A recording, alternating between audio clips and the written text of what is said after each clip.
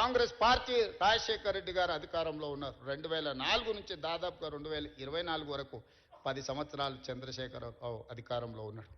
2024 నుంచి మేము అధికారంలోకి వచ్చిన ఈ రోజు చెప్తున్న మిత్రుల ద్వారా ఫామ్ హౌస్లో ఉన్న పెద్ద ఆయన చెప్తున్న 10 సంవత్సరాలు మేమే పరిపాలన చేస్తాం.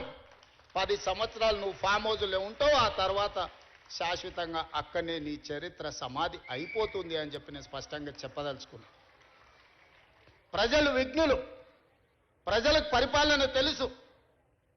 ప్రజలు ఎవరు ఏం చేస్తున్నారో, ఎవరు ఏం మాట్లాడుతున్నారో, ఎవరి ఆలోచన ఎట్లుందో ప్రజలు తెలియనంత అమాయకులా.